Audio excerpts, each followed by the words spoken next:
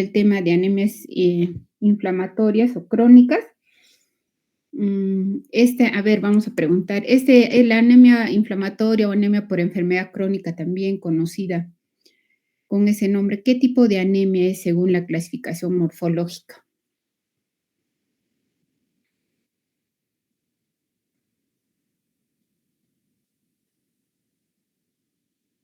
¿Alguien? A ver, Lucía Vice, ¿está Lucía?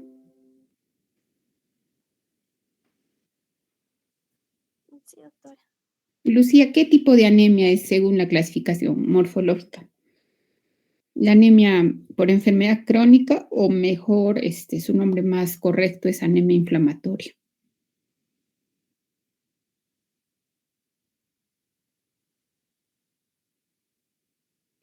¿Alguien, chicos?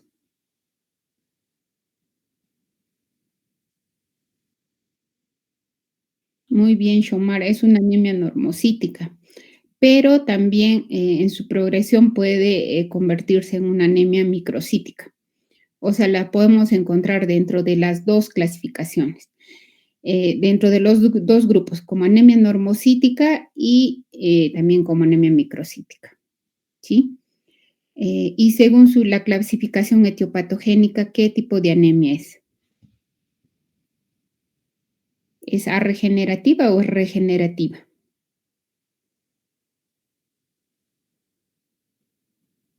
¿A regenerativa? Muy bien, Lorena, es A regenerativa, ¿no? Entonces vamos aclarando ya ese punto, vamos a continuar.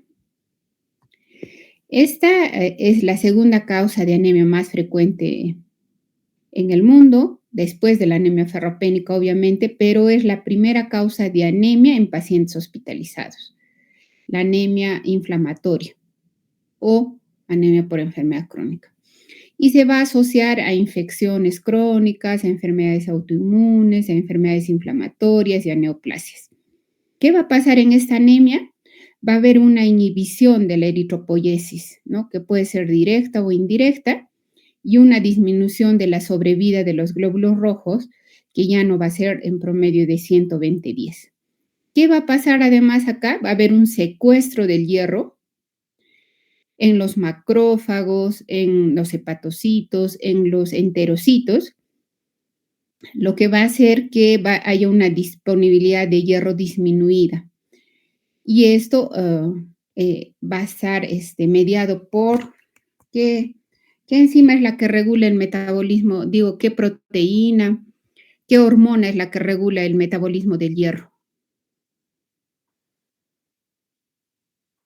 Chicos, ¿cuál es el principal regulador del metabolismo del hierro?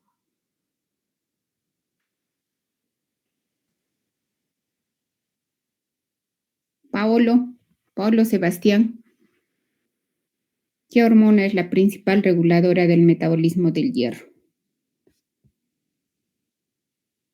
La ferritina, doctora. ¿Está Paolo?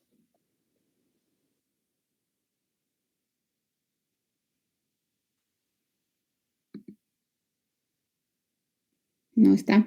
Yasmín. Yo que lo presente. A ver, Yasmín, ¿cuál es la principal hormona que regula el metabolismo del hierro? La epsidina. Muy bien, la epsidina. Entonces, ¿qué va a pasar en los procesos inflamatorios? Va a haber un incremento de la epsidina y eso va a degradar ¿cómo se llama? La otra proteína que, digamos, exporta del enterocito, del macrófago, el hierro hacia la circulación. ¿Cómo se llama? ¿Cómo se llama esa proteína? Que saca el hierro del enterocito. La ferroportina. Muy bien, Marian, la ferroportina. Entonces, como en los procesos inflamatorios la epsidina está incrementada, la ferroportina va a ser degradada. Entonces, no vamos a tener ferroportina para que pueda extraerse el hierro del intracelular hacia la circulación. Entonces, va a haber lo que conocemos como ferropenia funcional. Eso es lo que sucede en una anemia inflamatoria. Y eso también se cree que es, digamos, como un proceso adaptativo para que las bacterias de algunas células neoplásicas no utilicen el hierro para replicarse más. Entonces, estas son las enfermedades en las que vamos a encontrar anemia inflamatoria. Las enfermedades autoinmunes o inflamatorias, acá lo más común es el lupus, la artritis reumatoidea, ¿no? La enfermedad inflamatoria intestinal, los traumatismos severos, las neoplasias, todas las neoplasias, no solo hematológicas, sino también los tumores sólidos, las infecciones de larga duración de más de un mes, como dice acá, pueden ser procesos infecciosos pulmonares, la meningitis, la pielonefritis, osteomielitis, las EPIs, la brucelosis, la tuberculosis, el VIH, las infecciones no solamente bacterianas, sino también fúngicas y las infecciones virales, ¿no? Ahora, también pueden haber enfermedades de endocrinas, como por ejemplo tenemos la obesidad. En la obesidad lo que sabemos es que hay un proceso inflamatorio crónico. Eso condicionaría la anemia en ellos, el hipertiroidismo, todas las enfermedades y las enfermedades metabólicas, como la diabetes, por ejemplo. ¿No? Van a producir, en estas se pueden producir anemias inflamatorias. Y lo que se sabe ahora, que también en la edad avanzada, en los ancianos, no se sabe muy bien cómo, pero es que se produce una anemia inflamatoria, no se sabe bien los mecanismos. Y en otros procesos, en el EPOC, en la hipertensión pulmonar arterial, en la insuficiencia cardíaca congestiva, ya se sabe que también la suplementación con hierro en algunos casos va a mejorar el pronóstico, la insuficiencia hepática y bueno, acá otra vez para recalcar la obesidad. Y algunas veces puedan haber de causa idiopática. Entonces, esta es la fisiopatología. ¿Qué pasa en un proceso inflamatorio? Va a haber una producción eritroide disminuida, una eritropoyesis disminuida y eso va a estar mediada por citoquinas inflamatorias, ¿no? Entonces va a haber una ferropenia funcional que ya he hablado por activación de los macrófagos y esto va a estar condicionado porque aumentan las citoquinas inflamatorias como el interferón gamma, el factor de necrosis tumoral alfa, la interleuquina 1B y la interleuquina 6 sobre todo. ¿Qué hace la interleuquina 6? Va a estimular la producción de hepcidina, ¿no? Y ya las alteraciones que ya hemos mencionado. ¿Cuál es el otro mecanismo? Hay una disminución de la eritropoyetina y hay una ausencia de respuesta a la eritropoyética en la médula ósea. Y eso también está mediado por citoquinas, como la interleuquina 1B, factor de necrosis tumoral alfa, que van a frenar la producción de eritropoyetina en el riñón. El interferón gamma va a actuar sobre los precursores eritroides y se va a producir una falta de respuesta a la eritropoyetina, ¿no? También va a haber una disminución de la vida media de los glóbulos rojos, va a haber un incremento de la apoptosis de los precursores eritroides y va a haber un incremento de la eritrofagocitosis porque los macrófagos están mucho más activos, ¿no? También va a haber estrés oxidativo y fenómenos autoinmunes en estas enfermedades. Todo esto va a condicionar que se produce anemia inflamatoria. ¿Cómo se hace el diagnóstico de una anemia inflamatoria? Es por exclusión. Cuando hemos buscado ya otras causas, sobre todo anemia ferropénica, anemias carenciales. Ya hemos visto que es una anemia normocítica, sobre todo, pero puede llegar a ser microcítica con el tiempo y va a ser usualmente leve a moderada y es regenerativa. Algunas veces puede llegar a ser severa la anemia, sobre todo si se asocia, por ejemplo, a ferropenia. Entonces, si pedimos exámenes, digamos, para diagnosticar marcadores inflamatorios, ¿no? PCR, velocidad de sedimentación globular, procalcitonina, si dosamos la interleuquina 6 van a estar incrementados. Entonces, ¿qué va a pasar acá? Como hay una ferropenia funcional, el hierro sérico va a estar disminuido y la saturación de transferrina también disminuida. Pero la ferritina, que es el depósito de hierro, van a estar incrementadas, ¿no? Van a estar por encima de 100 usualmente, ¿no? Hay que hacer diagnóstico diferencial de esta anemia inflamatoria con la anemia ferropénica. porque también ambas pueden coexistir, como vamos a ver más adelante. Entonces, porque en los procesos, en las enfermedades crónicas, suele haber, pues, sobre todo en los procesos inflamatorios crónicos, en las infecciones y en las neoplasias, hay deficiencias nutricionales, por ejemplo, hay pérdidas sanguíneas, puede haber hemólisis, ¿no? Muchos de esos pacientes también están en hemodiálisis. Entonces, todo eso puede explicar que estos pacientes no solamente tengan un componente inflamatorio, sino también tengan un componente ferropénico. Entonces, este es un cuadro en el que podemos hacer un diagnóstico diferencial con exámenes de lo que es una anemia por deficiencia de hierro, una anemia inflamatoria y cuando ambas coexisten, ¿sí? Entonces, lo primero que vamos a ver en el hierro sérico. El hierro sérico en los 3 casos va a estar disminuido. Entonces, en la anemia ferropénica, obviamente que está disminuido. En la anemia inflamatoria, obviamente que está disminuido porque hemos dicho que hay una ferropenia funcional. Y cuando se asocian ambas anemias, también va a estar disminuido. La saturación de transferrina, cuando hay anemia ferropénica, como ya hemos estudiado, la saturación va a estar disminuida por debajo del 16%. ¿Sí? La saturación de transferrina va a medir la capacidad de transporte, la capacidad total de fijación del hierro, lo funcional, ¿no? Entonces va a estar disminuido. En la anemia inflamatoria esto puede estar normal o no muy disminuido, ¿no? Como acá dice, en menos de 20%, pero cuando hay una anemia asociadas a ambas anemias va a estar por debajo del 20%. ¿No? Acá, como dicen, los valores normales muchas veces van a depender del laboratorio. ¿Qué otro examen nos va a ayudar a distinguir? La ferritina. Usualmente la vamos a encontrar por debajo del 15 o menos de 10 en una anemia ferropénica. Y en la anemia inflamatoria la ferritina va a estar incrementada, es un reactante de fase aguda. Cuando se asocian ambas anemias, las solemos encontrar por debajo de 100, generalmente. Ahora, la hemoglobina, pues si hay anemia en los 3 casos va a estar disminuida, el volumen corpuscular en la anemia ferropénica está disminuido por debajo de 80, pero cuando hay anemia inflamatoria puede estar normal o, como les dije, puede haber microcitosis. Si se asocia anemia inflamatoria a anemia ferropénica va a estar por debajo de 80.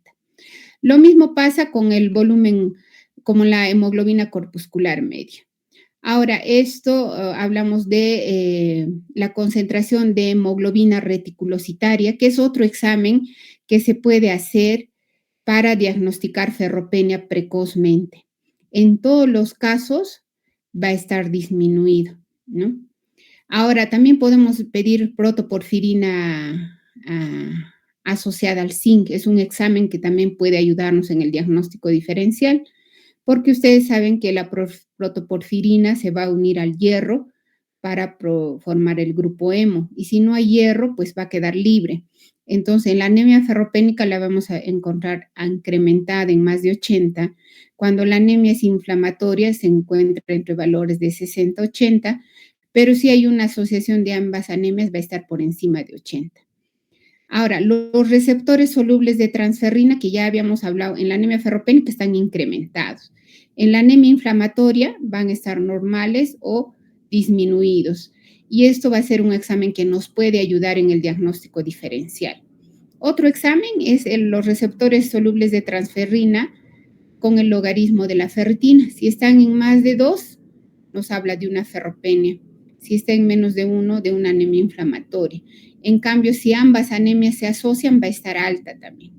Ahora, la hepcidina, si la dosamos, obviamente en una anemia ferropénica va a estar baja y en una anemia inflamatoria nos va a salir bien alta. Y va a estar normal cuando se asocian ambas anemias. Los depósitos de hierro en la médula ósea, que son la hemosiderina, en la cual se utiliza la coloración de PERS para ver, en una anemia ferropénica va a estar ausente. En cambio, en una anemia inflamatoria, si es que hiciéramos obviamente un aspirado de médula ósea, va a estar bastante incrementado. Pero si se asocian ambas anemias, solamente va a haber un valor disminuido de los depósitos de hierro, pero no ausente. ¿no? Esto es para ver, este cuadro es para ver qué pacientes que tienen anemia inflamatoria, en qué pacientes tendríamos que usar también hierro, porque eso pasa mucho en la práctica, vemos en el hospital, nos hacen interconsultas, ya sabemos que el paciente, por ejemplo, está hospitalizado porque tiene falla renal, tiene diabetes, está por una neumonía y nos hacen interconsultas. Y nosotros sabemos que tiene una anemia inflamatoria el paciente, pero nosotros nos vemos en la disyuntiva, ¿les damos hierro? ¿Necesitan hierro o no necesitan? Este algoritmo nos va a ayudar en esos casos. Entonces, ya sabemos que es una anemia regenerativa, el índice de producción de reticulocitos está por debajo de 2, ya le hemos pedido al paciente marcadores inflamatorios, sabemos que están incrementados, entonces pedimos un perfil de hierro. Entonces, ¿qué vemos? Si la saturación de transferrina está por debajo de 20, por debajo de 15, y la ferritina está por debajo de 20, también ambos exámenes van a ayudar. Esto nos indica que hay una deficiencia de hierro también. Entonces, le indicaremos, en este caso, indicamos hierro por vía parenteral. Ahora, en el caso de que, por ejemplo, la saturación esté por debajo de 20 y la ferritina está entre 20 y 100, o sea, no está tan disminuida, y los receptores solubles de transferrina con el logaritmo de ferritina están incrementados, y también la hemoglobina reticulocitaria está por debajo de su valor normal. Este porcentaje son el porcentaje de hipocromía. Si está por encima del 3.8%, son exámenes que se pueden hacer. Hablamos de una deficiencia de hierro. En este caso también a este paciente con estos valores de ferritina también tendremos que darle hierro, ¿no? Eso nos pasa mucho cuando vemos pacientes con enfermedad renal crónica en hemodiálisis y hallamos que la ferritina pues está, digamos, en valores en 90, ahí tenemos que decidir si les vamos a dar también hierro. Pero pasa lo contrario, en que el paciente tiene menos de 20 de saturación de transferrina, la ferritina está en más de 100 y los receptores solubles de transferrina con el logaritmo de ferritina están disminuidos, la hemoglobina reticulocitaria está incrementada, el porcentaje de hipocromía en los glóbulos rojos es baja. Esto nos va a indicar que no hay una deficiencia de hierro. Entonces, en ellos no vamos a darles, solamente les vamos a dar, en este caso, solamente eritropoyetina. No les vamos a dar hierro. En los otros casos que he mencionado, donde sí hay una deficiencia de hierro, se les va a dar eritropoyetina asociado a hierro, ¿no? Este es un cuadro para ver todas las anemias que son microcíticas y el diagnóstico diferencial de la anemia ferropénica, anemia por enfermedad crónica, la talasemia, la anemia sideroblástica, ¿no? Es lo mismo que hemos visto. Acá, sobre todo, el diagnóstico diferencial con la anemia ferropénica y anemia por enfermedad crónica. Ya hemos visto eso. Acá aparece la capacidad total de fijación del hierro. En una anemia ferropénica está elevada, en una anemia inflamatoria va a estar disminuida. La talasemia es una enfermedad hemolítica congénita en la cual va a haber una alteración en la síntesis de las cadenas de las globinas alfa o beta, que eso vamos a ver después. Para hacer diagnóstico diferencial, acá hay que hacer un electroforesis de hemoglobina. La anemia sideroblástica es una enfermedad que puede ser congénita, donde hay una alteración en el metabolismo, en la producción del hemo, porque hay una alteración a nivel de la mitocondria, y acá es más bien donde se va a acumular el hierro, y por eso acá la ferritina tiene valores altos, ¿no? Ahora, ¿cómo es el tratamiento de una anemia ferropénica? Pues usualmente es leve a moderada, y los pacientes no necesitan un tratamiento agresivo, digamos. En los casos en los que vamos a tratar, digamos, la anemia está por debajo de 10, hay sintomatología. Primero hay que tratar la enfermedad de base. Si tiene una neumonía, habrá que darle antibióticos. Si tiene cáncer, tendrá que recibir pues quimioterapia, ¿no? Hay que tratar la enfermedad de base. Después hay que buscar si, como ya hemos mostrado en el algoritmo, si tienen deficiencia de hierro, de vitamina B12, de ácido fólico. Si lo tuvieran, hay que suplementar. Y lo que usamos es estimulantes de la eritropoyesis, como la eritropoyetina, la epoetina, para mejorar, sobre todo, no para normalizar la hemoglobina, sino para mejorar la hemoglobina a valores aceptables y mejorar la calidad de vida del paciente y disminuir el requerimiento transfusional. También ahora se están estudiando algunos antagonistas de la hepcidina para manejar estos pacientes. ¿Sí? Eso es todo en cuanto a anemia inflamatoria. Lo que tienen que ahí saber es el antecedente del paciente, qué enfermedades tiene. Hay que pedir marcadores inflamatorios inicialmente y un perfil de hierro para diagnosticar. Y acá lo importante es en el diagnóstico es saber si se asocia a ferropenia o no. Si le voy a dar solo eritropoyetina al paciente o también suplementos de hierro. ¿Sí? ¿Alguna pregunta, chicos?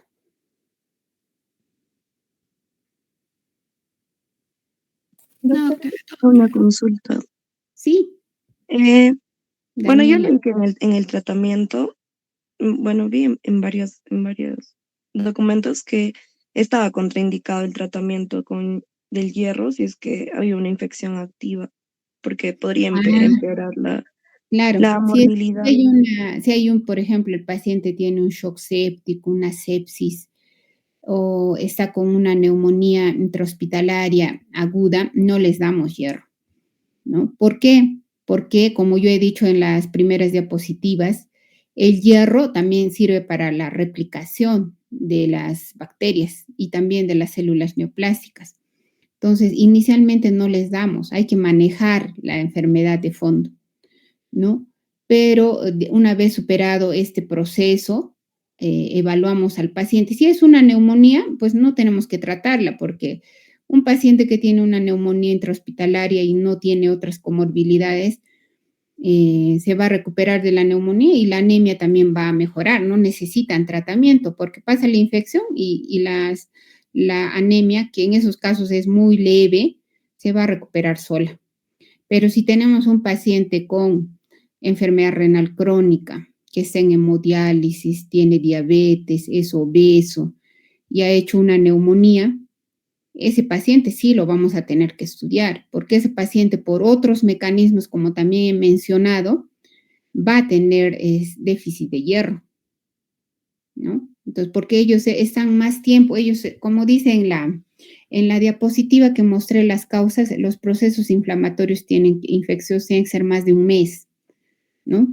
Para que, digamos, nosotros pensemos en darles tratamiento. Entonces, en ese caso es que sí se va a suplementar con hierro, porque si les damos solamente eritropoyetina, no va a mejorar la hemoglobina, porque ellos también tienen un componente ferropénico. También tienen un problema de déficit de ácido fólico, hay veces de vitamina B12, ¿no? En esos casos. Ahora, por ejemplo, en los pacientes con cáncer, tampoco se recomienda el uso de la eritropoyetina. ¿Por qué? Porque hay estudios que dicen que puede estimular también la producción de células neoplásticas. Solamente lo usamos en el contexto de pacientes paliativos, ¿sí? O sea, hay casos en los que no vamos a usar, ¿sí? No vamos a usar estos factores también. Ahora, el hierro sí lo usamos también los pacientes con cáncer, pero los estudiamos, vemos, le pedimos, para eso hay que pedirle un perfil de hierro y nos tenemos que asegurar que realmente requieran hierro. No les damos porque creemos, no, a todos les vamos a dar hierro porque tienen anemias inflamatorias. No. Igual los pacientes que están en hemodiálisis, que son tantos los pacientes, tampoco a él les vamos a dar, ya indicamos eritropoyetina y hierro endovenoso. No, acá el tratamiento en las anemias inflamatorias se recomienda el uso de hierro parenteral. ¿Por qué? Porque hay una ferropenia funcional y si les vamos a dar por vía oral no se va a absorber. O sea, hay que darle por vía parenteral. Para eso tienen que pedir un perfil de hierro. Tienen que asegurarse. Y obviamente hay casos en los que no es necesario manejar la anemia, porque son anemias muy discretas, muy leves, que no tienen significancia clínica. No es, el paciente no tiene sintomatología por anemia, ¿no? Son anemias, usualmente las que manejamos, anemias moderadas a severas. Por ejemplo, un paciente con artritis reumatoidea, si es una mujer, Yo les doy, por ejemplo, el caso, una mujer tiene 30 años, tiene artritis reumatoide, está en tratamiento, por ejemplo, está recibiendo infliximab, prednisona, y tiene el antecedente de que tiene menstruaciones abundantes. Ahí voy a pensar que hay un componente inflamatorio y ferropénico. Para asegurarme de eso, tendré que pedirle un perfil de hierro, el hierro sérico, la ferritina, la saturación de transferrina, la capacidad capacidad total de fijación del hierro. También le tendré que pedir, si puedo, los receptores solubles de transferrina. Exámenes que me ayuden a que yo tenga la certeza de que necesita no solamente poetina, sino también hierro para mejorar su hemoglobina, porque es frecuente la coexistencia de la anemia ferropénica con la anemia inflamatoria, ¿sí? Ahora, la epoetina también les damos solo hasta que alcancen valores de hemoglobina aceptables, porque la epoetina se ha asociado a mayor riesgo de ictus y de trombosis. Entonces, tampoco es que estas anemias nosotros las tratemos hasta que la paciente mujer tenga 13 de hemoglobina o el paciente 15 de hemoglobina el varón, no. Solamente hasta que esté en 11 la hemoglobina y sea ya tolerable la anemia, ahí suspendemos la epoetina, porque tienen efectos adversos también. ¿Sí? ¿Alguna otra pregunta, chicos?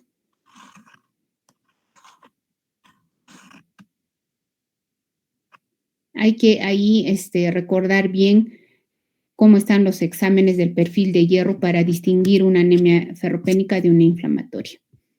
¿Sí? Entonces, no habiendo más preguntas, ahora vamos a escuchar a sus compañeros. Voy a dejar de presentar. Enciende tu pantalla, por favor. Tu cámara.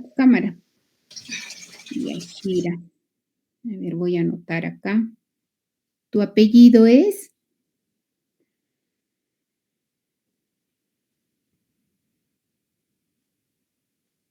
Dávila. Sí, doctora. Ya, está bien. Te escuchamos. Ya, bueno, doctora, buenos días, compañeros, buenos días. El día de hoy vamos a hablar sobre las aplasias medulares. Bueno, empezaremos dando una pequeña introducción y posteriormente hablaremos sobre la aplasia medular adquirida, posteriormente sobre la anemia de Fanconi, esqueratosis congénita y por último las insuficiencias medulares selectivas. Siguiente, por favor. Bueno, empezaremos hablando sobre las insuficiencias medulares, ¿no? Estas van a ser un grupo heterogéneo de enfermedades que se van a caracterizar por un fracaso de la función hematopoyética. Esto va a causar una inadecuada producción de lo que son las tres líneas hematopoyéticas, los hematíes, leucocitos y plaquetas. Estas pueden ser cuantitativas y cualitativas. Vamos a tener insuficiencias medulares cuantitativas cuando vamos a tener una disminución de la hematopoiesis, causando una hipoplasia y aplasia medular. Y cualitativas cuando la hematopoiesis anómala va a causar displasia medular, afectando ya sea a 1, 2 o 3 líneas hematopoyéticas, como en una monocitopenia, bicitopenia y pancitopenia, respectivamente. Ahora, como podemos ver en este cuadro, ¿no? Es básicamente lo que vamos a tratar en la exposición. Empezaremos hablando de las insuficiencias medulares globales, adquiridas y congénitas, y las selectivas, ¿no? Como la eritroblastopenias, trombocitopenias, neutropenias, de las cuales también hablaremos de sus formas adquiridas y congénitas. Siguiente, por favor.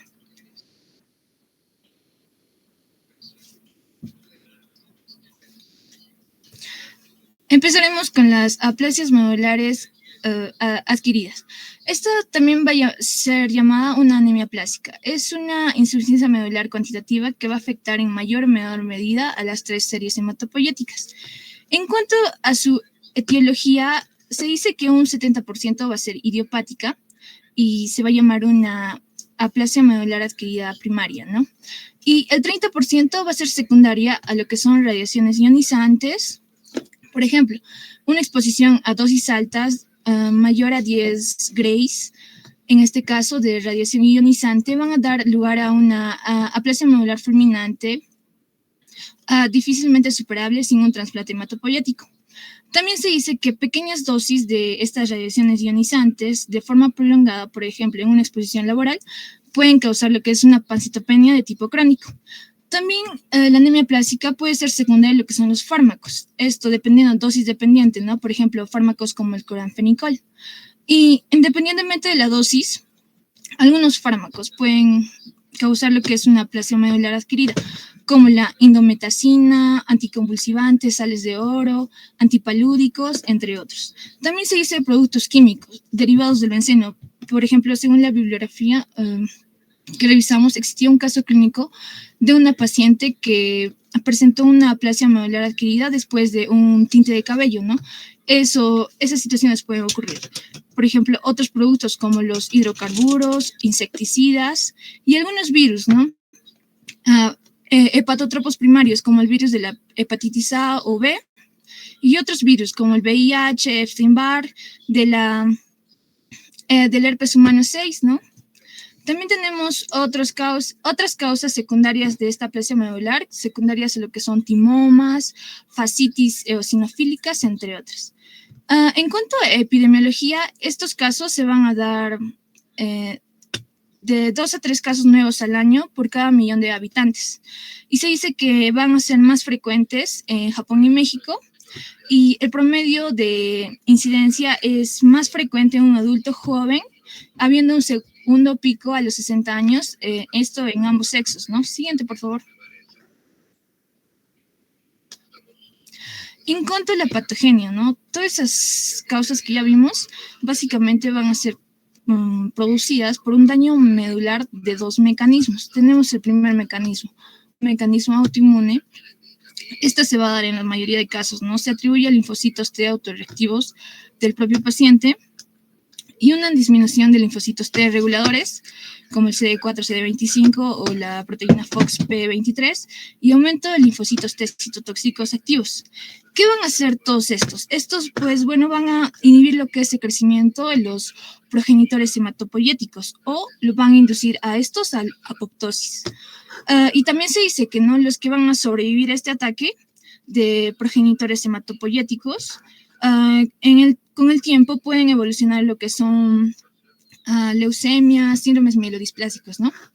El segundo mecanismo es un mecanismo tóxico. Este va a ser menos común y va a haber una lesión directa sobre las células progenitoras hematopoyéticas y esto va a determinar la disminución o ausencia de las mismas. En ambos casos vamos a tener una función defectuosa del compartimiento de células progenitoras, causando una falta de producción de células sanguíneas y el establecimiento del síndrome de insuficiencia medular. Siguiente, por favor. En cuanto a, bueno, semiología clínica y laboratorios, ¿no? Como tal, vamos a tener la presencia de un síndrome anémico, ¿no? Vamos a tener diatesis hemorrágica, equimosis, gingivorragia, epistaxis, un paciente cansado, con disnias. También va a tener lo que son mayor predisposición a lo que son las infecciones bacterianas y fúngicas y úlceras mucosas, ¿no? Bueno, le daré el paso a mi compañera que explicará a profundidad más ese tema. Sí. ¿Sí me ve, doctora, verdad? Sí, ya. Bueno, hablando sobre clínica y laboratorio, primero siempre es importante ver una historia clínica, los antecedentes patológicos familiares que presente la paciente, ¿no? O el paciente. Y también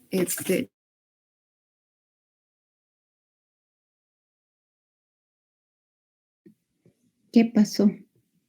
Allá. Perdón. Continúa, Yasmin. Sí, doctora. Y también la exposición a tóxicos, fármacos o infecciones. En tanto a la citometría de flujo, vamos a ver que en la sangre va a haber una identificación y cuantificación de clonas, GPI AP negativas, y en lo que vendría a ser en la médula va a haber una ausencia de la infiltración neoplásica. En tanto al estudio de médula ósea, se va a caracterizar por una disminución en la celularidad hematopoyética, un aumento de tejido graso y de los depósitos de hierro. También va a haber una ausencia de mielodisplasia significativa, salvo en lo que vendría a ser la serie roja, y también finalmente va a haber también una ausencia de la infiltración de la médula ósea, ¿no?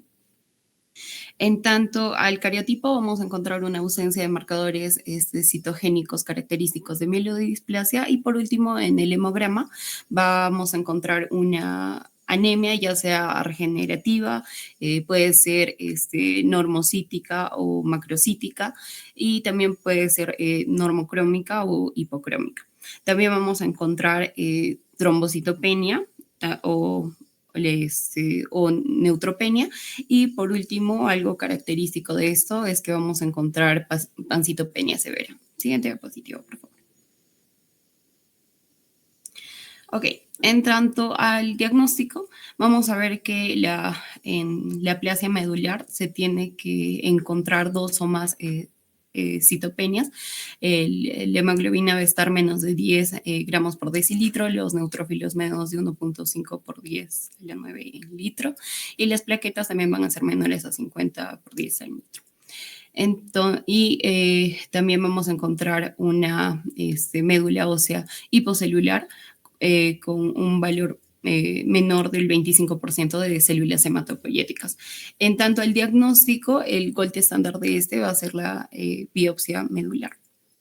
En tanto al diagnóstico diferencial, vamos a dividirlo en 2, una con insuficiencias medulares globales congénitas o constitucionales, donde vamos a encontrar, por ejemplo, la anemia de Fanconi y la disquiatosis congénita, y otras con causa de pancitopenia adquirida, donde vamos a encontrar síndromes mielodisplásicos, leucemias agudas o síndromes linfoproliferativos. Y bueno, en tanto al pronóstico, vamos a ver que el pronóstico de la enfermedad va a estar en relación con la intensidad de la disfunción medular.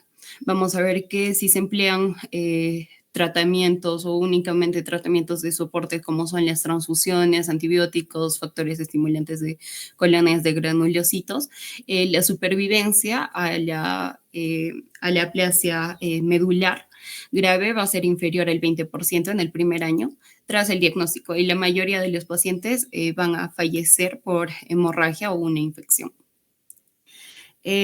Una cifra de neutrófilos menor a 200 microlitros va a definir al subgrupo del peor pronóstico para esta enfermedad, ¿no? Es una aplasia medular muy grave. Y estos pacientes pueden desarrollar a largo plazo síndromes mielodisplásicos o incluso lo que vendrían a ser leucemias agudas. Y estos no van a responder adecuadamente al tratamiento. Eso es una característica. Siguiente diapositiva, por favor. Bueno, acá podemos ver una clasificación pronóstica de acuerdo a los criterios que se manejen, ¿no? Vamos a ver que una aplasia medular muy grave va a ser, como ya lo comenté, con los neutrófilos menor a 200, ¿no? Y generalmente con lo que se va a tratar al paciente van a ser transfusiones, tratamiento preventivo para infecciones y factores de crecimiento. Siguiente diapositiva, por favor.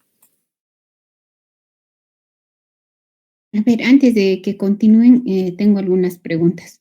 ¿Puedes retroceder la diapositiva al cuadro clínico, la historia? Entonces, para la anterior, entonces una aplasia medular no, retrocede, por favor, en historia clínica, ahí, en historia, una adelanta, ahí. Entonces, los síntomas, va a haber pancitopenia, ¿verdad? Entonces, los síntomas van a ser, pues, derivados de la anemia, de la trombocitopenia y de la neutropenia, ¿sí? Ahora, ¿qué tipo de anemia hay, Yasmín, en una aplasia medular? ¿Es arregenerativa o es regenerativa? Es regenerativa, doctora. Sí, ¿no? Incluso dentro de los criterios, si han visto, dentro de los criterios en la tabla está que el recuento de reticulocitos está por debajo de 20,000. Entonces, hay una anemia regenerativa. Ahora, ¿qué más? Entonces, es una anemia regenerativa que puede ser normocítica o macrocítica. Va a haber trombocitopenia y neutropenia, es decir, va a haber pancitopenia. Al hacer la historia clínica es importante los antecedentes, como dijo su compañera, vemos vemos algunos pacientes que trabajan en cosmetología, que trabajan pues con estos productos para hacer laseado, los tintes, que tienen tóxicos y que a la larga, como tienen una exposición crónica, les puede producir este tipo de enfermedades. También los virus.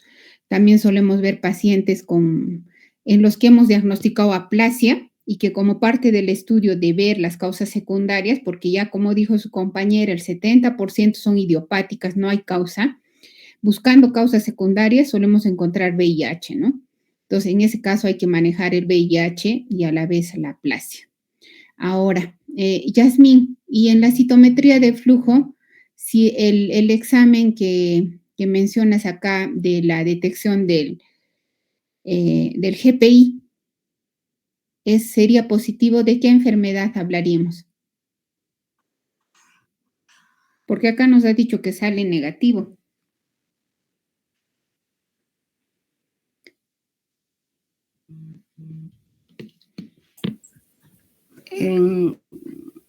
No estaría segura en qué enfermedad, doctora, parece positivo.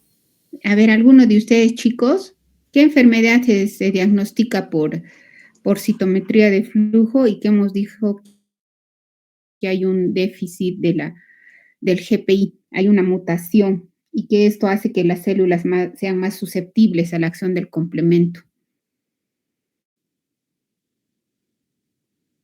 ¿Alguien? En la hemoglobinuria paroxística nocturna hemos hablado, ¿no? Que se hace. Entonces, acá, cuando habla de citometría y que es negativo, es porque están buscando diagnósticos diferenciales. Entonces, acá, para el estudio nos dice su compañera que hay que hacer citometría, pues no solemos pedir, salvo que hayan criterios de hemólisis, porque recuerden que la hemoglobinuria paroxística nocturna es una enfermedad que produce hemólisis intravascular y trombosis. Para hacer el diagnóstico de diferencial se pide citometría, ¿no? Ahora, en la médula ósea, como dice su compañera, ¿en qué pasa en la aplasia? Es que hacemos una biopsia y vamos a encontrar que la médula está llena de grasa, que no hay hematopoiesis, no hay células hematopoiésicas normales. Esto puede ser por muchas causas. El gold estándar para el diagnóstico es la biopsia, no el aspirado de médula ósea, es la biopsia, porque ahí se puede ver mejor la celularidad y podemos ahí definir en porcentajes cuánto de celularidad de toda la médula todavía se conserva la hematopoiesis y cuánto ya no. Hay veces hay pacientes que tienen 5%, en algunos nos informan que por zonas, por ejemplo, hay 0% de celularidad, ¿no? ¿Qué más? A ver, la siguiente, por favor. Y la anterior. Acá en el diagnóstico diferencial de pancitopenia, ya hemos mencionado. Avanza, por favor, la siguiente. Y acá están los criterios diagnósticos, ¿no? Cuando vamos a llamar aplasia medular grave, tienen que cumplir estos criterios. Neutrófilos menos de 1500, es un criterio obligatorio, como dice ahí. Plaquetas menos de 20,000 y reticulocitos menos de 20,000, ¿no? Por microlitro. Eso, asociado a que la celularidad en la médula ósea pues tiene que estar por debajo del 25% para llamar aplasia medular grave. Y es muy grave, como dijo su compañera, cuando los neutrófilos están por debajo de 200. Y pues puede haber también aplasia medular moderada cuando los neutrófilos estén por encima de 500, ¿no? Entonces, esto es importante definir porque a esa es una aplasia medular moderada, no vamos a ser agresivos de repente en el tratamiento.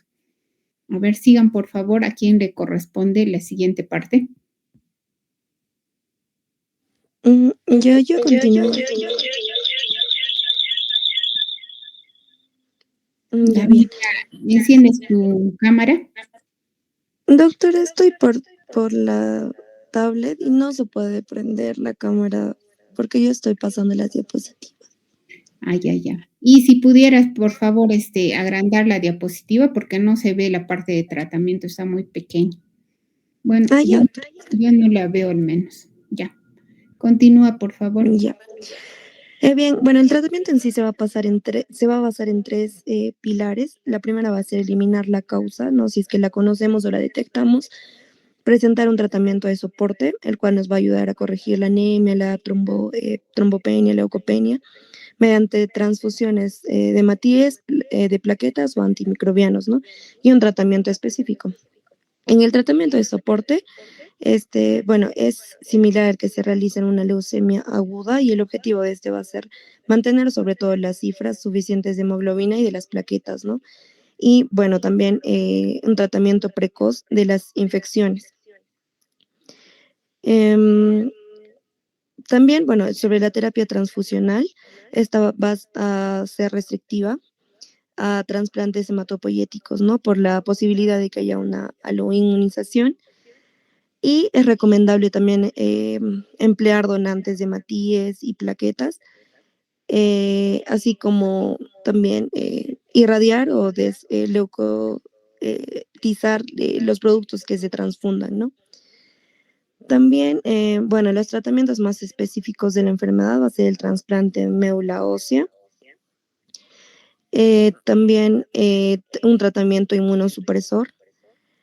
En el caso del trasplante de médula ósea, va a consistir en la infusión de células progenitoras hematopoyéticas del donante, que va a ser precedida también de la administración al paciente de un régimen habitual que se va a combinar entre una ciclofosfamida y las globulinas antimocíticas. Y bueno, este va a ser un tratamiento de elección en pacientes que tengan esta enfermedad y sean menores de 40 años con una aplasia medular grave y mm, bueno, este también, si no me equivoco, va a presentar algunos inconvenientes. Podría ser el fallo o rechazo al injerto, que es el más frecuente, una enfermedad del injerto contra el receptor, que en sí va a ser una complicación más constante, y algunas infecciones, ¿no? Que podrían ser mortales debido a que estas podría presentar o generar una neutropenia. Y bueno, en el tratamiento específico como tal, ay, perdón, va a estar la globulina antitemocítica y las ciclosporinas y el trombopage. Sobre las aplasias medulares congénitas. Antes de continúes, Daniela, vamos a ver el tratamiento. Es el trombopac. A ver, entonces, en el tratamiento primero se va a tratar las aplasias medulares moderadas, se pueden tratar solamente con ciclosporina, que son inmunosupresores. ¿Y por qué usamos inmunosupresores, Daniela?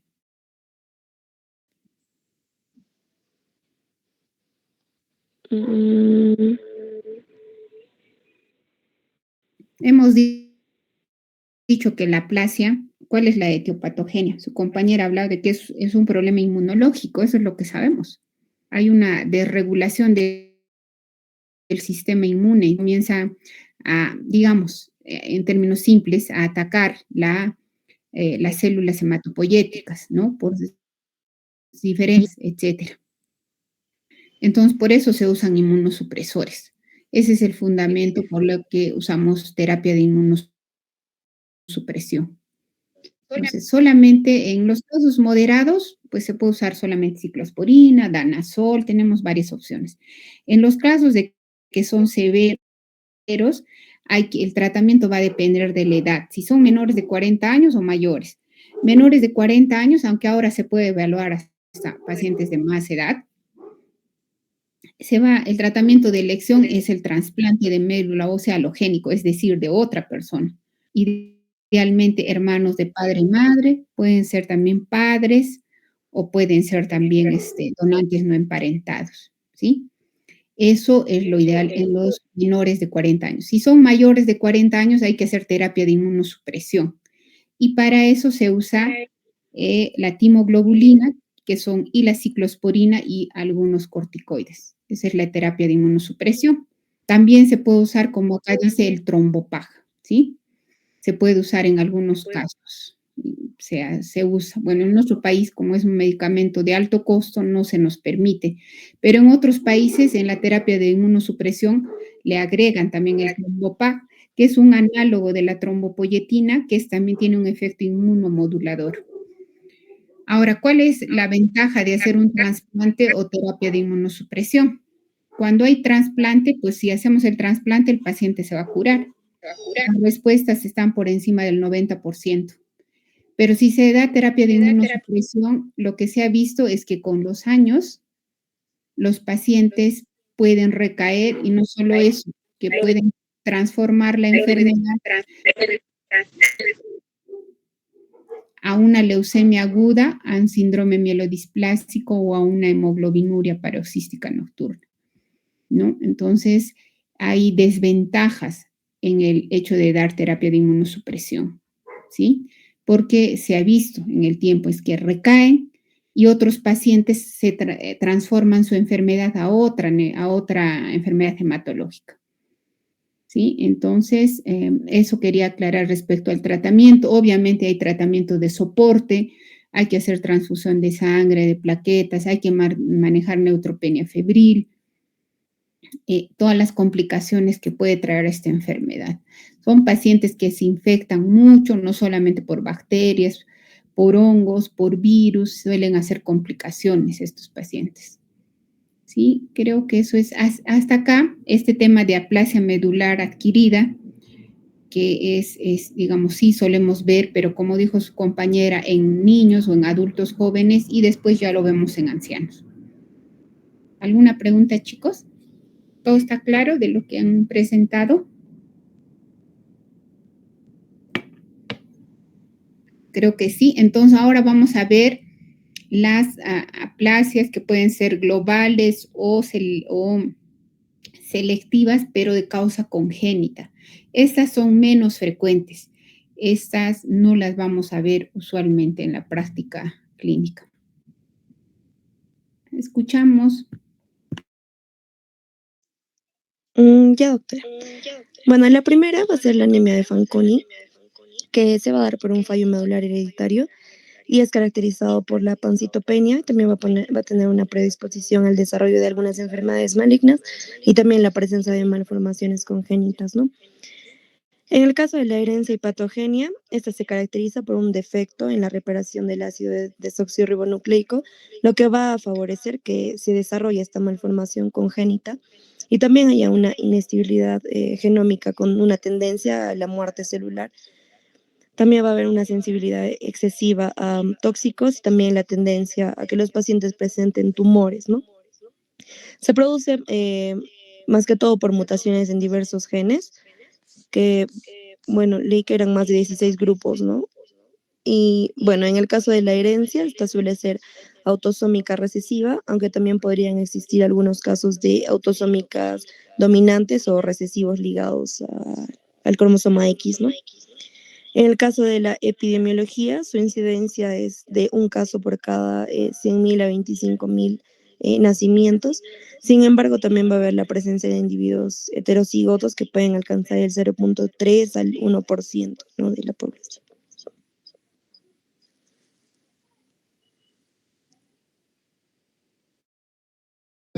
Ya. Bueno, continuando con lo que es el cuadro clínico de lo que es la anemia de Fanconi, vamos a tener, como hemos visto, que esta va a tener por la característica de que los pacientes van a ser más susceptibles, ¿no?, a las malformaciones congénitas. Entonces, aquí se menciona que entre el 60 al 75% van a presentar alguna malformación congénita, mientras que el 25% no va a presentar ninguna malformación congénita. Entonces, vamos a ver que va a haber una variedad de signos y síntomas A nivel cutáneo, el paciente puede tener hiperpigmentación, las manchas café con leche. A nivel ocular, tenemos la microftalmia, donde va a ser, este se va a darse por un desarrollo incompleto de lo que es el globo ocular, entonces como que los ojos se van a verse más pequeños de lo normal, ¿no? En relación al hipertelorismo, que va a ser esa distancia normal que va a haber entre los ojos. Ahora, a nivel esquelético, vamos a ver lo que es la hipoplasia del dedo pulgar. Tenemos la microglia, cuando la mandíbula inferior pues, va a ser más pequeña de lo normal, la espina bífida, anomalías vertebrales y también retraso de crecimiento, ¿no? En neurológicas tenemos la microcefalia, la hidrocefalia, el retraso mental. También se menciona lo que es síntomas y signos a nivel cardíaco, digestivo. A nivel renal se menciona lo que es el riñón en herradura, la ectopía renal, y a nivel gonadal pues se menciona lo que es micropene, atrofia testicular, también está lo que es la hipoplasia vaginal o la hipoplasia uterina. Siguiente diapositiva, por favor. Ahora, bueno, también vamos a tener alteraciones endocrinas, con esto nos referimos pues a enfermedades hipofisarias, enfermedades tiroideas, enfermedades adrenales, la diabetes, la dislipidemia, ¿no? Alteraciones a nivel del desarrollo sexual y también a nivel del crecimiento, ¿no? Ahora, en relación a la insuficiencia medular, esta se dice que suele debutar de los 2 a los 10 años y ya a los 40 años, pues el 30% ya ha tenido algún grado de fallo medular. En cuanto a las citopenias, se menciona que estas pueden darse de forma variable, progresivo, y generalmente la citopenia que se da inicialmente va a ser la trombocitopenia. También encontramos la pitosis y bueno, al hacerle un estudio medular, lo que encontramos es una hipoplasia, ¿no? De lo que es de las células de la médula ósea. En relación al aumento de incidencia de neoplasias, acá tenemos lo que es leucemias agudas y los síndromes mieloproliferativos, que van a ser de 700 a 6.000. Generalmente esto va a incrementarse más a los 50 años y bueno, un 40% ya va a desarrollar un síndrome mielodisplásico. Los tumores frecuentes generalmente van a ser epidermoides, van a estarse en cabeza, cuello, pueden darse a nivel digestivo o también urológico. Siguiente diapositiva, por favor. Ahora, en relación al diagnóstico, se menciona aquí que se debe de descartarse en niños y en adultos jóvenes, sobre todo lo que es el fallo medular, algún síndrome mielodisplásico, también lo que es alguna leucemia aguda, malformaciones congénitas o algunos tumores de cabeza y cuello, ¿no?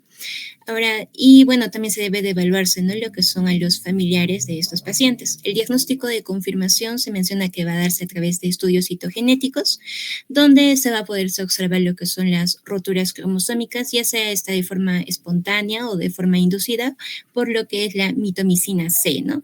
Entonces, cuando este TEC sale positivo, se debe de ya hacer estudios moleculares, ¿no?, específicamente sobre aquellos genes que están alterados.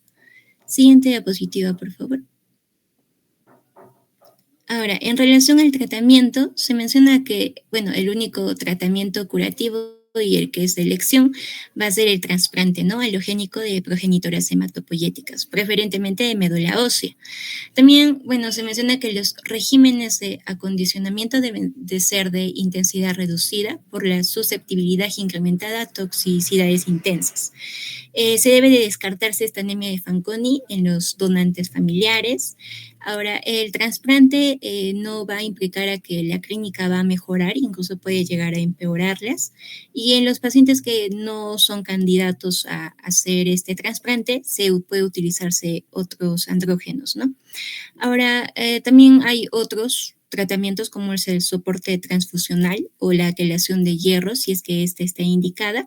Y bueno, también se puede hacer uso de ciertos factores estimulantes de colonias de granulocitos, la eritropoyetina también pueden ser útiles. Y bueno, la terapia génica se menciona que puede ser una posible arma terapéutica frente a la anemia de Fanconi en un futuro. Siguiente diapositiva, por favor. Ahora, en relación a lo que es a la segunda aplasia medular congénita, tenemos lo que es la disqueratosis congénita. Se menciona que esta enfermedad... Por favor, solamente en la anemia de Fanconi pues como su compañera muy bien nos ha explicado, pues vamos a pensar de esta enfermedad en pacientes que tienen falla medular, o sea, que tienen una aplasia medular, pero a la vez tienen malformaciones congénitas, todas las que ha descrito su compañera. Hay que hacer una biopsia de médula ósea, igual vamos a encontrar disminución de la celularidad, pero el diagnóstico se confirma con el cariotipo, ¿no? Y ahí vamos a encontrar, ¿qué, Jacqueline? En el estudio citogenético de cariotipo vamos a encontrar el diagnóstico para confirmar. Vamos a encontrar, no, en el cariotipo, a ver, retrocede la diapositiva. Vamos a encontrar los quiebres cromosómicos. Ahí está. Ese diagnóstico. Sí, el test de fragilidad cromosómica. Las roturas cromosómicas o quiebres cromosómicos cuando se va a someter a sustancias como la mitomicina C.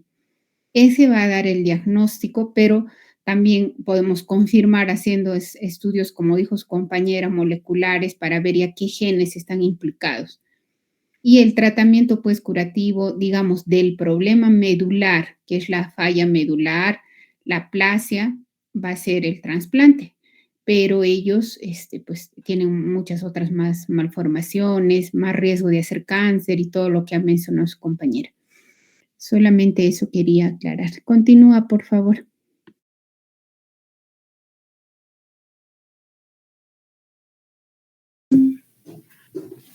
Una diapositiva antes, por favor.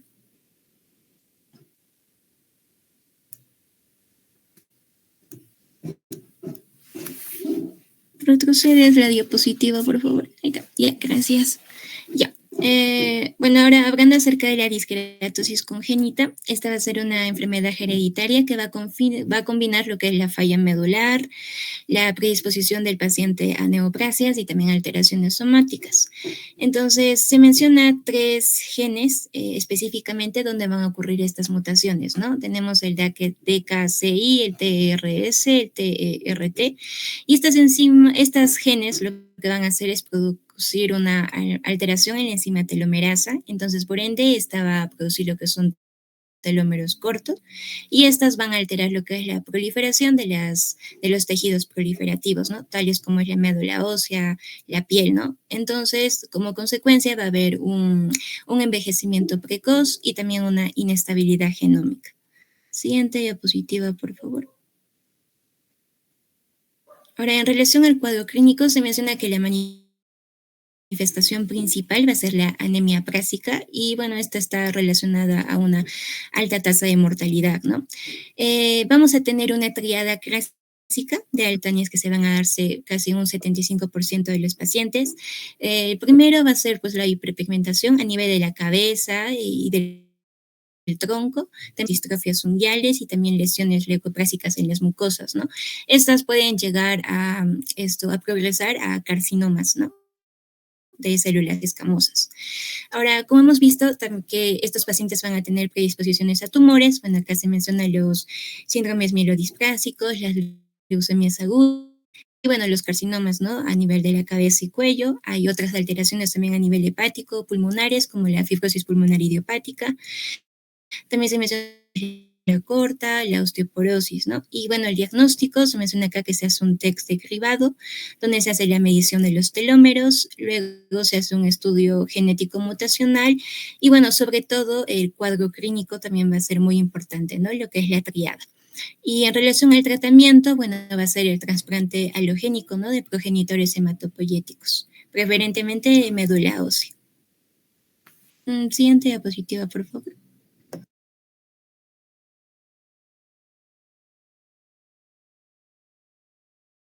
¿Quién? Bien, continuando con... Paolo. Sí, doctor. Te escuchamos.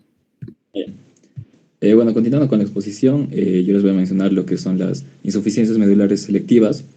Estas van a afectar específicamente a lo que es una serie en concreto. Pueden afectar tanto la serie roja como la serie blanca como la serie plaquetaria. Empezando con la serie roja, estas también se van a llamar eritroblastopenias. Y estas se van a caracterizar por, básicamente, una disminución de los precursores eritroides, como los eritroblastos, anemias intensas con reticulocitos bajos y con las series, como lo mencioné, blancas y plaquetarias normales. Entonces, estas se van a clasificar según si son adquiridas o si son congénitas.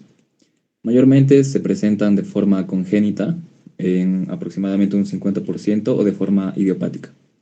Y las adquiridas, también llamadas aplasias puras de la serie roja, pueden clasificarse según su tiempo en agudas y crónicas, o según su etiología, si son primarias o secundarias.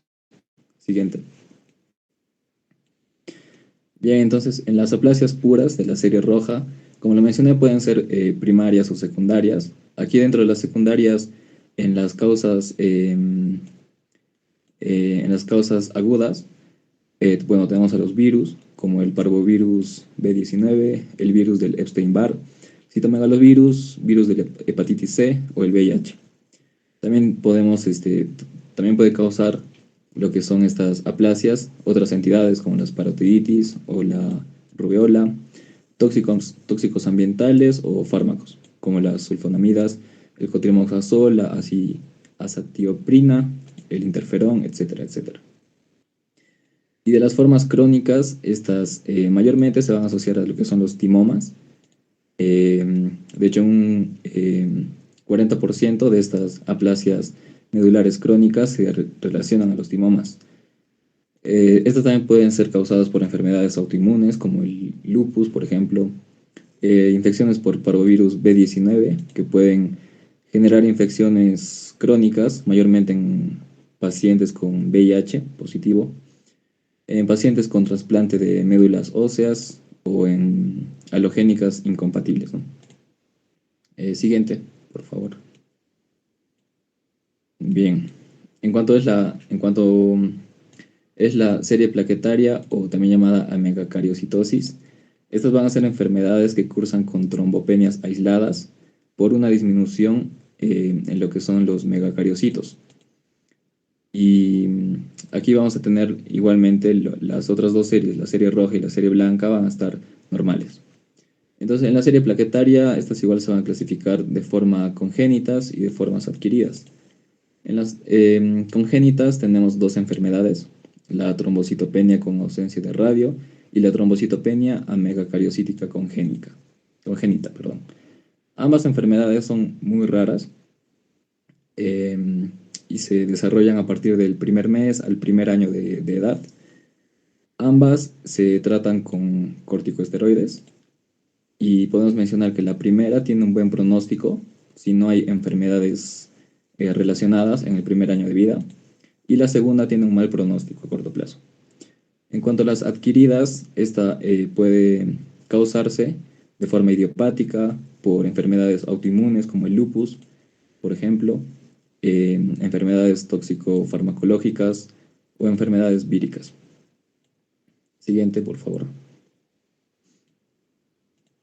Bien, y para terminar, la serie blanca, o también llamadas neutropenias, esta se caracteriza por neutropenias aisladas con las otras series normales. Estas se clasifican de forma congénitas, que son muy poco frecuentes, y de formas adquiridas. Las congénitas tenemos el síndrome de Costman, que es una neutropenia congénita por baja producción de neutrófilos por una mutación genética. Y el síndrome de Shwachman-Diamond, la cual la caracteriza una insuficiencia pancreática y una neutropenia que causa el retraso en el crecimiento. Y en cuanto a las formas adquiridas, de la misma manera, infecciosas por virus, tóxicos farmacológicas, y su tratamiento debe ser básicamente tratar la causa responsable.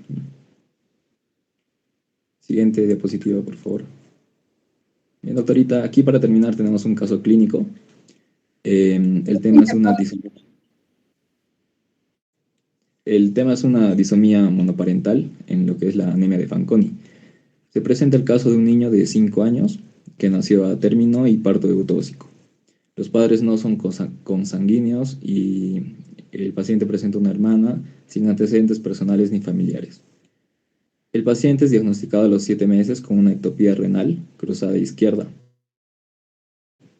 A los 9 meses, el paciente presentaba un retraso ponderal y de estatura. También presentaba criptorquidia y una mano derecha con una displasia radial tipo 2 e hipoplasia del pulgar bilateral, del cual se le intervino quirúrgicamente. Posteriormente, a los 2 años, el paciente acude a urgencias por un cuadro febril, 38.5 grados centígrados de 5 días de evolución y astenia. A la auscultación, el paciente presentaba un soplo cardíaco, por lo que es derivado a cardiología, donde se le diagnostica el ducto arterioso. Y a los 5 años, el paciente presenta estos valores de hemoglobina, estamos por decilitro, un volumen corpuscular medio mayor a 150 femtolitros y plaquetas menores a 30.000 por microlitro. Entonces, aquí 2 diagnósticos. Una anemia severa. Anterior, compañero, por favor. Aquí, con estos valores, tenemos 2 diagnósticos. Una anemia severa, macrocítica, y una trombocitopenia moderada, ¿no? Siguiente. Ahora sí. Aquí los padres refieren varios síntomas más, como debilidad, letargia y una palidez cutánea desde hace varias semanas. En el laboratorio clínico se realiza lo que es un frotis de sangre periférica. Aquí se observa lo que es una policromasia y varios dacriocitos. Junto con la neutropenia no acompañada de células inmaduras, se confirma la trombocitopenia. No hay esquitocitos de eritroblastos y de mielemia, por lo que se diagnostica una microangiopatía o de una reacción leucoeritroblástica. Se realiza el estudio de la fragilidad cromosómica con el diepoxibutano para el cribado de la anemia de Fanconi y se encuentra un aumento en lo que son estas rupturas de los cromosomas en el paciente. Siguiente, por favor. Bien.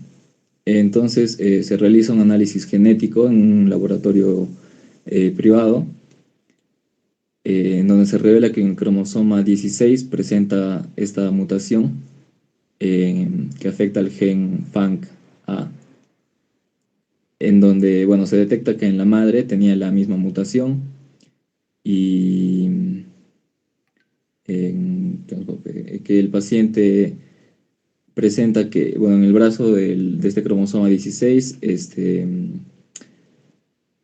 hay un acortamiento y hay una mutación en lo que comprende este gen FANCA, por lo que la anemia de Fanconi es diagnosticada y esta se le da la causa como una isodisomia monoparental del origen materno, donde los homólogos, provenientes de un solo progenitor, no la madre. Entonces, ante estos hallazgos, bueno, el paciente es diagnosticado con la anemia de Fanconi. Siguiente, por favor. Y aquí el tratamiento es básicamente corregir este defecto hematológico mediante el trasplante de células madres hematopoyéticas de un donante sano y HLA compatible. Actualmente el paciente participa de un ensayo clínico de terapia génica, ya que esta estrategia supone una alternativa segura y eficaz para el tratamiento de la anemia de Fanconi, como en otras enfermedades con etiopatogenias genéticas. Siguiente. Eso sería todo, doctor. Gracias. Ok. Muchas gracias. Gracias, Paulo Sebastián. Gracias, chicos. En este caso, lo que no he entendido es, le habrán hecho, me imagino, una biopsia y me imagino que tenía aplasia medular y por eso le hicieron un trasplante de médula ósea. Eso es lo que he entendido, ¿no? Porque este paciente sí tiene todos los diagnósticos completos, hasta estudio molecular, hay mutación en el gen, el FANC-A, tiene todos los diagnósticos, tiene el cuadro clínico, han visto. Entonces, y lo que he entendido es que sí tenía pancitopenia y se le ha hecho, pues, me imagino, un aspirado y biopsia de médula ósea. Y con eso se decidió un trasplante. Eso, pero eso solamente es para manejar la parte de la complicación hematológica, ¿no? Porque él, bueno, pues tiene varias malformaciones y tiene más riesgo de hacer otras neoplasias también. Gracias, chicos. ¿Tienen alguna pregunta hasta acá? Creo que en esta parte que han expuesto sus compañeros, pues sobre todo tienen que centrarse en lo que es aplasia medular adquirida. ¿Sí? ¿Todo está claro, chicos? Entonces, para recordarles los temas que hemos trabajado, hay que hacer hincapié en interpretación de hemograma, que es básico, tienen que saber interpretar un hemograma. También diagnosticar una anemia ferropénica, cómo se diagnostica, ¿no? Porque ustedes van a diagnosticar, qué exámenes tienen que pedir. Igual una anemia megaloblástica, si es por deficiencia de ácido fólico, de B12, una anemia por inflamatoria, cómo se diagnostica también una anemia inflamatoria y secundaria, qué enfermedades se puede presentar, cómo se maneja. En la parte que ahora han expuesto sus compañeros, ya hemos hablado sobre aplasia medular adquirida.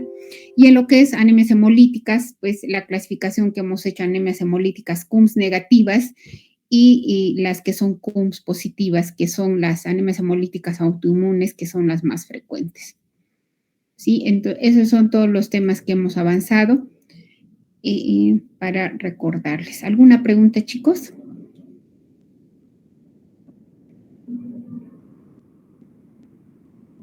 Ya le pasé al delegado las diapositivas, solamente me faltaría pasar las de la clase de hoy y que de inmediato se las voy a pasar.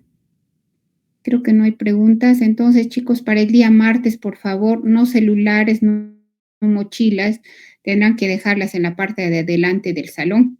Evitar estar con casacas tan grandes y con unas mangas así. Las señoritas se recogen el cabello. ¿Sí? Y nos vemos el día martes. Gracias, chicos. Los dejo estudiando.